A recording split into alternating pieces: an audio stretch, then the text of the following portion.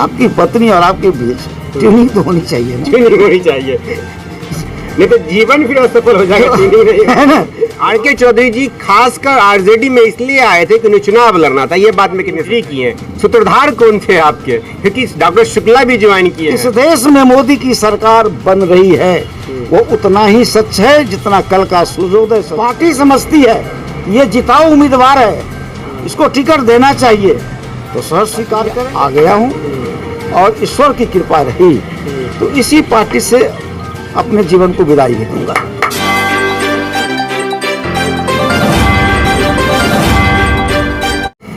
लोकसभा का चुनाव है और चुनावी सरगर्मियां तेज है और चुनावी सरगर्मियां का माहौल गर्म होने से पहले से ही दरभंगा में एक जो खेवैया बनकर आए थे एक प्रत्याशी को लेकर के, जिनका नाम ललित कुमार यादव है, जब वो सिंबल लेकर के दरभंगा आए थे उस समय उस ललित कुमार यादव का खेवैया बनकर अगर कोई था पहली गाड़ी में और लग रहा था कि वो ललित यादव है तो वो आर.के. चौधरी जी थे। और आज आर.के. चौधरी जी के सर पे जो पगड़ी देख रहे हैं इससे ये समझ में आ रहा होगा कि अब ये बीजेपी में है। इन्होंने बीजेपी पार्टी को ज्वाइन कर लिया है।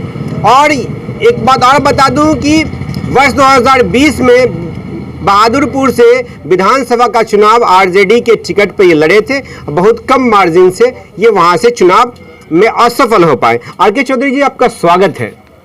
धन्यवाद आपका। हृदय परिवर्तन कैसे हो गया? देखिए, मेरा जन्म, राजनीतिक जन्म भारतीय जनता पार्टी में ही हुआ था 2012 में और उस समय मैं बुद्धिजीवी प्रकोष्ठ राष्ट्रीय कोर कमेटी का सदस्य था। अब यह है कि परिस्थितियां बदलती है, आदमी परिस्थितियों के हिसाब से चलता है।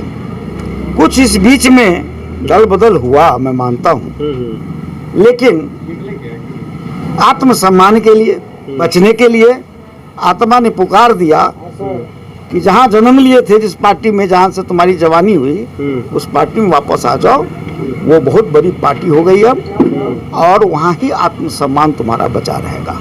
अच्छा, जब ललित कुमार यादव सिंबल लेकर के पटना में से दरभंगा आए थे, आप उस काफिला के खेवैया के रूप में थे। हमने वो देखा था, पहली कार जो थी जिसपे ओपन कार थी, आप वहां से खड़े होकर सबका स्वागत कर रहे थे। आखिर जो खेवैया ही जब वहां से गायब हो गए हैं तो अब उस नौका का क्या होगा? देखिए, यूं ही कोई पाला और पासा नहीं बदलता है, आखिर कुछ न कुछ तो बात होगी।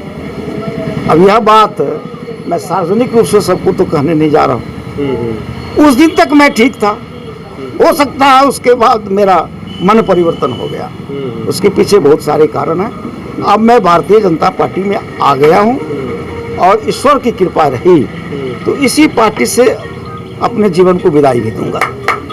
आप तो काफी चर्चित नेता हैं और प्रत्याशी भी बिहार विधानसभा के माने जाते हैं, अभी तक ये चर्चा का विषय है। आप वहां थे तो प्रत्याशी बने, क्या यहाँ आने के बाद ये वो जो आकांक्षाएं हैं आपकी वो पूरा हो रही है, दिख रही है कुछ? देखिए, भारतीय जनता पार्टी में कहीं कोई कमिटमेंट नहीं होता है कि आपको हम इस विधानसभा से चुनाव लड़ा देंगे। अन्य दलों में होता है जिसमें एक प्रोपराइटरीशिप जिसको कहते हैं, एक ही व्यक्ति का परिवार, समझ रहे हैं ना, एक ही व्यक्ति का परिवार जिस पार्टी को चलाता हो तो वहां संभव है कह देना कि आपको लड़वा देंगे, तैयार रहिएगा। किस चीज के साथ तैयार रहिएगा यह भी आप समझते हैं। लेकिन भारतीय जनता पार्टी में जो कार्यकर्ता मेहनत करेगा वो मिसाल धर्मशिला गुप्ता है। साधारण कार्यकर्ता राज्यसभा चली गई। हमारा काम है अभी से लेके 2025 तक क्षेत्र में बने रहना, जनता के दुख सुख में साथ रहना। पार्टी समझती है ये जिताऊ उम्मीदवार है, इसको टिकट देना चाहिए, तो सहर्ष स्वीकार करेंगे और पार्टी को एक सीट जरूर जीत के देंगे। ये सब निर्णय करता है शीर्षस्थ नेतृत्व पर, मैं अपनी ओर से कुछ नहीं कर सकता। एक ही बात हमें याद आ रही है, इसी माइक पर आपने बोला था जन विश्वास यात्रा, शायद आपको याद आ रहा होगा। तेजस्वी यादव दरभंगा आने वाले थे, उससे एक दिन पूर्व रात्रि की बात है, मैंने ही वो बयान उठाया था। आपने कहा था पैगंबर है तेजस्वी यादव, उनसे तुलना आपने किया था। क्या आज भी पैगंबर है या फिर स्थानीय नेता के एक्सटॉर्शन का शिकार हुए या ऊपर के नेता? मैंने पहले ही कहा आपसे, हो सकता है उस दिन तक हम उनको पैगंबर देख रहे हो, और जब मेरा मन बदला तो मैं उन्हें पैगंबर नहीं देख रहा हूँ, तभी तो मैं यहाँ आ गया। उस दिन तक पैगंबर रहे होंगे, लेकिन आज मेरी नज़रों में नहीं है। मैं जन्म लिया हूँ किसी को चुनाव जिताने के लिए, क्या मैं अपना चुनाव नहीं जीत सकता हूँ? इसलिए बहुत कुछ बात है सोच समझ के। लेकिन अब जान लीजिए यह चुनावी दौर चल रहा है, आप भी घूम रहे हैं। 2000 चले जाइए, ये 25, 29, 34, 38 तक इस देश में कोई वैकेंसी नहीं है, कोई वैकेंसी नहीं है, जितना जोर कर ली। और आपके चैनल के माध्यम से आपके श्रोता बहुत हैं, व्यूअर बहुत हैं, मैं एक बात का आह्वान करना चाहता हूँ कि इस देश में मोदी की सरकार बन रही है, वो उतना ही सच है जितना कल का सूर्योदय सच है। कल सूर्योदय होगा, मैं जानता हूँ और आप भी जानते हैं। कल मोदी जी प्रधानमंत्री बनेंगे, यह भी सच है।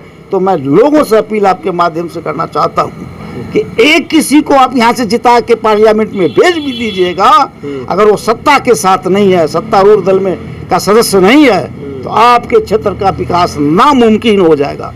इसलिए मैं आह्वान करता हूँ कि सत्ता के साथ चलिए, जिसकी सरकार बनने वाली है उसका जो यहाँ प्रतिनिधि है, जिसको आपने सिंबल दिया, उसको जिताइए और लोकसभा में भेजिए, ताकि क्षेत्र का, हायाघाट का नहीं, पूरे समस्तीपुर क्षेत्र का विकास हो सके। बीजेपी में जब आप एंट्री किए, सूत्रधार कौन थे आपके? क्योंकि डॉक्टर शुक्ला भी ज्वाइन किए हैं, ऐसी खबर है, कौन थे सूत्रधार? मैंने पहले कहा ना, कोई सूत्रधार नहीं था। इस पार्टी को मैं जानता हूँ, मैंने कहा ना, मेरी पैदाइश हुई है भाई, मेरे बीच में कोई सुधार नहीं। मैंने शुक्ला जी को, डॉक्टर M.K. शुक्ला जी को इस पार्टी में लाने का काम जरूर किया, उनकी इच्छा भी थी, लेकिन मैंने उन्हें प्रेरित किया, हमारे भावनाओं का उन्होंने सम्मान करते हुए पार्टी ज्वाइन किया। एक चीज बताइए, लोग अंदर खाने में ये बात चल रही है कि R.K. चौधरी जी की पत्नी दिल्ली में बीजेपी के ही कार्यकर्ता हैं, वो किसी पद पे भी आसीन है, और R.K. चौधरी जी खासकर RJD में इसलिए आए थे कि उन्हें चुनाव लड़ना था। ये बात में कितनी सच्चाई है? नहीं, ऐसा कोई भी बात नहीं है, ऐसा कुछ भी नहीं है। हमारी पत्नी करोल बाग जिला की जिलाध्यक्षा है, ठीक है, और वहाँ दिन रात लगी रहती हैं। तो एक बात तो जरूर है मन में, देखिए असलियत बात होनी चाहिए। आपकी पत्नी और आपके बीच ट्यूनिंग तो होनी चाहिए ना, ट्यूनिंग होनी चाहिए, नहीं तो जीवन फिर असफल हो जाएगा। है ना? तो हम मेरा मन में आया कि हमारी और उनके बीच ट्यूनिंग रहनी चाहिए। और जहाँ हम हैं ना, बहुत छोटा कुआं है, कितना बड़ा देश है। RJD क्या है? बहुत छोटी पार्टी है, एक बिहार प्रदेश में सिर्फ है, उसे क्या होगा? हमें विकासशील देश से इस देश को अगर विकसित देश बनाना है, आज 11वीं 2014 में जब मोदी आए, आपकी देश की इकोनॉमी दुनिया में 11वें स्थान पर थी, आज आपकी इकोनॉमी 5वें स्थान पर है। और इस बार जनता मोदी जी को आशीर्वाद देती है तो अगली बार ये इकोनॉमी 3रे स्थान पर रहेगी। माननीय मोदी जी, अंतिम बात करना चाहूँगा, विश्व स्तरीय पंचायत करते हैं आजकल। कोई मोहल्ला में, टोला में पंचायत करता है तो कहता मैं पंच हूँ, सरपंच हूँ। वो विश्व के मामलों में उन्हें बुलाकर उनसे पंचायत कराई जाती है, चाहे वो इजराइल की लड़ाई हो, चाहे यूक्रेन की लड़ाई हो, या कोई ऐसा आफत आ जाए तो मोदी जी से दुनिया पूछता है कि मोदी जी आपका यह क्या, आपका क्या सलाह है और इससे हम बाहर कैसे आ सकते हैं। आपको उस पर गुमान करना चाहिए कि भारत के बच्चे मेडिकल कॉलेज, इंजीनियरिंग कॉलेज पढ़ने में 4000 बच्चे यूक्रेन में फंसे हुए थे, यूक्रेन में 4000, और युद्ध छिड़ गया। अच्छा, युद्ध होता है तो गोला बारूद यह नहीं जानता है ये भारतीय है कि यूक्रेनियन है, कहीं गिर सकता है। मोदी जी ने वहाँ के राष्ट्रपति से बात की कि मेरे बच्चे फंसे हुए हैं, माता पिता चिंतित है, घर वापस कैसे होगा हमारा बच्चा। तो कहा मोदी जी हम कैसे जानेंगे कि भारत का बच्चा है, चेहरा पर तो लिखा नहीं है।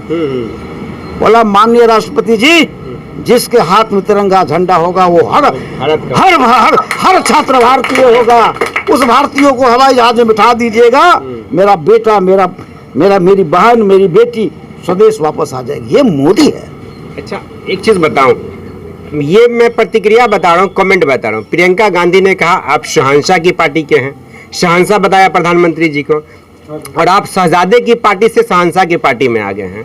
अब कैसा महसूस हो रहा है? हृदय परिवर्तन है कि दल परिवर्तन है? नहीं, तो प्रियंका गांधी के इस विचार पर मुझे आश्चर्य लगता है। अब कैसा महसूस हो रहा है? हृदय परिवर्तन है कि दल परिवर्तन है? नहीं, तो प्रियंका गांधी के इस विचार पर मुझे आश्चर्य लगता है कि जिसको हरी मिर्च और लाल मिर्च का ज्ञान नहीं है। प्रियंका जी जा रही थी रायबरेली में, तो जो नया नया मिर्च उगा था ना वो हरा था, और आगे गई तो देखी लाल मिर्च है। तो बोलती है ड्राइवर को रोको रोको रोको। ड्राइवर रोक दिया। अरे कितने बेवकूफ किसान हैं, सीधे लाल ही मिर्च क्यों नहीं उपजा लेते हैं, हरा मिर्च क्यों उपजाने जाते हैं। जिसको हरा मिर्च और लाल मिर्च का ज्ञान नहीं है वो नरेंद्र मोदी को यह बात कहती है। अरे नरेंद्र मोदी गरीब घर से पैदा लिया है, कोई देखा नहीं है, लेकिन यह बात जान लीजिए, वाकई वो चाय बेचने वाला जो लोग कहते हैं ना, वो चाय बेचने वाले या चाय बेचा है खुद, उस वहां से वो बिलोंग करता है। उसने गरीबी को न सुना है न पढ़ा है। नरेंद्र मोदी ने गरीबी को भोगा है, इसलिए हर गरीब के लिए जो भी हो सकता है गरीब के उत्थान के लिए, कल्याण के लिए योजनाओं को इस देश में ला रहा है। 5 किलो अनाज का मतलब है नरेंद्र मोदी। आज आयुष्मान कार्ड का मतलब है नरेंद्र मोदी। आज प्रधानमंत्री ग्रामीण विकास में जो सड़कें बन रही उसका नाम है नरेंद्र मोदी। बिजली का नाम है नरेंद्र मोदी। दरभंगा में एयरपोर्ट का नाम है मोदी। और एम्स के लिए उन्होंने जो लोग दुष्प्रचार कर रहे हैं, प्रधानमंत्री के मंच पर मैं भी बैठा था। उस मंच से उन्होंने कहा जो बाधाएं हैं, जो विलम्ब हुआ है, लटक फटक गया है, लोकसभा चुनाव के बाद मैं एम्स का निर्माण करूंगा। ये है नरेंद्र मोदी। बताइए, हम लोग अभी बॉर्डर पर हैं, इस साइड दरभंगा लोकसभा है, इस साइड समस्तीपुर लोकसभा है। दोनों प्रत्याशी आपके कितने मार्जिन से जीत रहे हैं? क्योंकि मैं हारने की तो बात नहीं करूंगा, आप उसको काट दीजिएगा। जीत रहे हैं कितने मार्जिन? देखिए, असलियत बताते हैं। असलियत में मैं कोई भविष्य वक्ता नहीं हूँ। भविष्य वक्ता होता तो समझ लेता कि कौन कितना से जीतेगा, लेकिन निश्चित रूप से कह देता हूँ, जितने मार्जिन से पिछली बार जीते थे ना, लगभग वही ठेका रहेगा, मुआ मुही रहेगा, उससे नीचे से कोई हारने वाला नहीं है।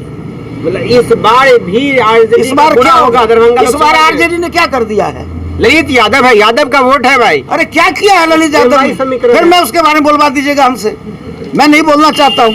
डर लग रहा है? नहीं, डर नहीं लग रहा है, लेकिन यहाँ मुझे बता दीजिए कि उनका जहाँ से वो विधानसभा जीतते हैं, उस विधानसभा का क्षेत्र का नाम है दरभंगा ग्रामीण जी। अगर वो 30 साल से विधायक रहे हैं, ग्रामीण के अलावा भी और 5 विधानसभा है, किसी विधानसभा में उन्होंने कदम तक रखा हो तो मैं मान लूंगा कि दरभंगा के सम्मान्य लीडर हैं। कहीं कोई कदम नहीं रखा है।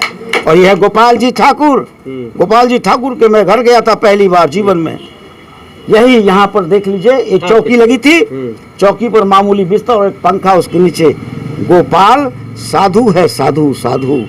वो अगर मुझे कहना होगा तो मैं ये कहूंगा वो मिथिलांचल का जोगी है। लेकिन आप ललित यादव पर बोलने से बच रहे हैं, लेकिन गोपाल जी की प्रशंसा भी कर रहे हैं। कहीं ना कहीं कुछ है कि अगर टिकट का हेरा फेरी हुआ तो हम जा सकते हैं। सेफ पिच पे बैटिंग कर रहे हैं एकदम। नहीं, देखिए, सब कुछ है, जनप्रतिनिधि बनना ही नहीं है। मैं एक बात बता दूं स्पष्ट, यहाँ पर मैं अपने आप को वो नहीं कहना चाहता कि मैं हूँ, लेकिन मैं ये कहना चाहता हूँ कि जयप्रकाश नारायण क्या जनप्रतिनिधि बने? महात्मा गांधी जनप्रतिनिधि बने? क्या इनकी इस देश में पूछ नहीं है? मैं ये नहीं कह रहा हूँ कि मैं जयप्रकाश नारायण हूँ, महात्मा गांधी बनने की ख्वाहिश सभी की रहती है। नहीं, उनमें ख्वाहिश नहीं थी। आप जनता की सेवा कीजिए, नेता बन के भी रहिएगा ना तो बहुत कुछ है। जीवित रहिएगा, मरने के बाद जीवित रहिएगा। ये थे हमारे साथ आर.के. चौधरी जी, और ये बीजेपी में नए शामिल हुए हैं। इन्होंने बताया कि जो बीजेपी में शामिल हुए दल का परिवर्तन, ये हृदय का परिवर्तन है, और कहीं न कहीं अब बीजेपी असली जगह ये आ गए हैं, अब यहीं रहेंगे और बीजेपी के लिए काम करेंगे। कोई टिकट का लोभ नहीं है, बल्कि सेवा भाव से ये जुड़े हैं। फिलहाल दर्पण 24 न्यूज की पूरी प्रतिक्रिया कैसे लगी कमेंट में बताइएगा। दरभंगा से MH Khan. Thank you for watching Darpan 24 news. खबर को सबसे पहले पाने के लिए YouTube पर देख रहे हैं तो सब्सक्राइब करें, Facebook पर देख रहे हैं तो फॉलो करें। कमेंट्स में अपनी राय या अपने आस पड़ोस में समस्या हमें बताएं। हमें सपोर्ट करने के लिए लाइक और शेयर अवश्य करें। धन्यवाद। Thank you for watching Darpan 24 news. खबर को सबसे पहले पाने के लिए YouTube पर देख रहे हैं तो सब्सक्राइब करें, Facebook पर देख रहे हैं तो फॉलो करें। कमेंट्स में अपनी राय या अपने आस पड़ोस में समस्या हमें बताएं। हमें सपोर्ट करने के लिए लाइक और शेयर अवश्य करें। धन्यवाद।